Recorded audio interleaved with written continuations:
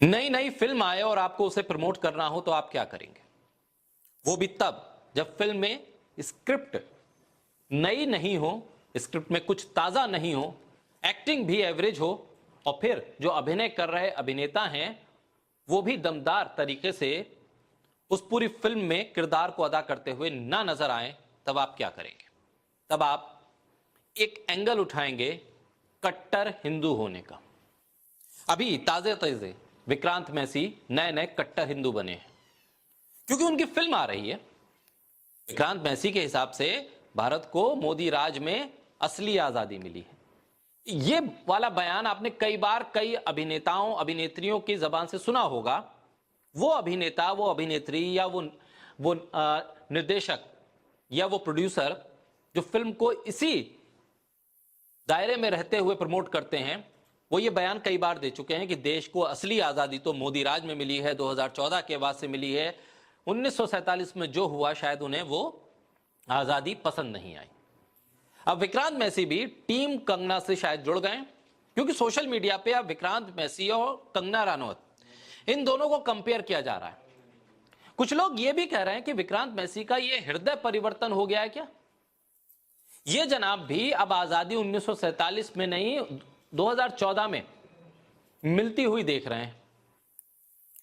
जिस आजादी के लिए अनगिनत लोगों ने अंग्रेजों से लड़ते हुए शहादत दी, उनको विक्रांत मैसी कह रहे हैं सो कॉल्ड आजादी।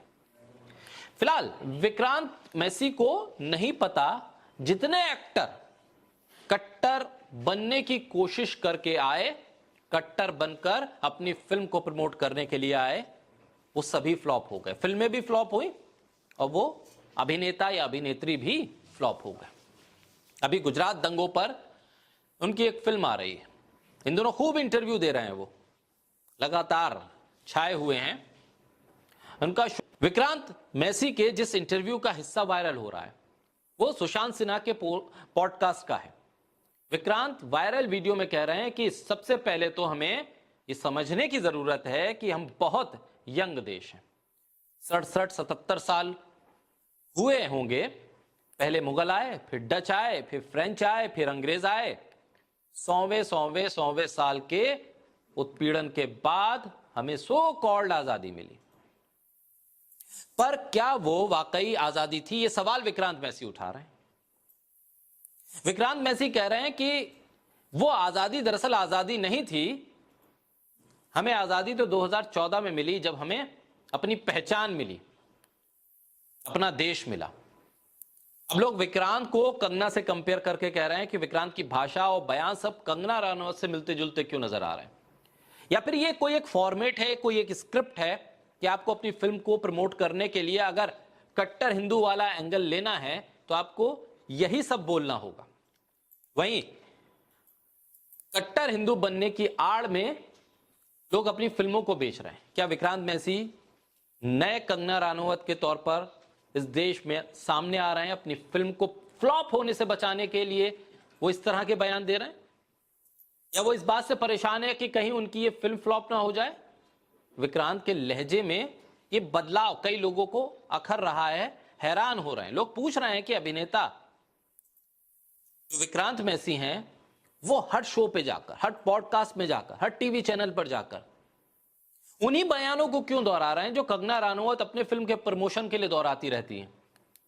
फिल्म से ज्यादा धर्म और बीजेपी की बातों पर क्यों वो फोकस कर रहे हैं? दरअसल मैसी सिर्फ खुद को एक और फ्लॉप फिल्म से बचाने की कोशिश कर रहे हैं।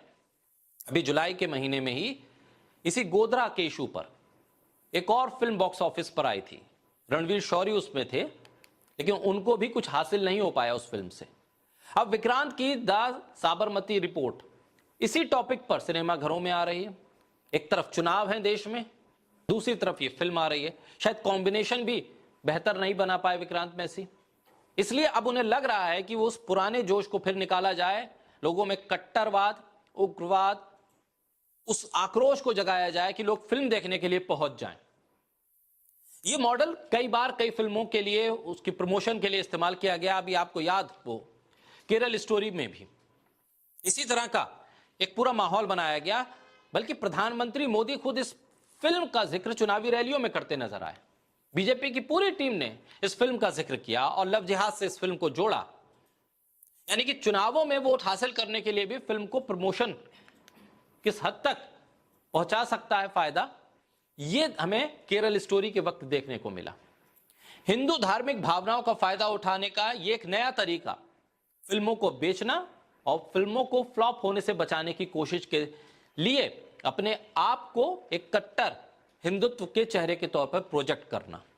यह दरअसल विक्रांत मैसी के लिए प्रयोग कितना सफल रहेगा, असफल रहेगा, यह देखना जरूरी होगा। और यह भी देखना होगा कि विक्रांत मैसी के इस नए अवतार को लोग कितना पसंद करेंगे।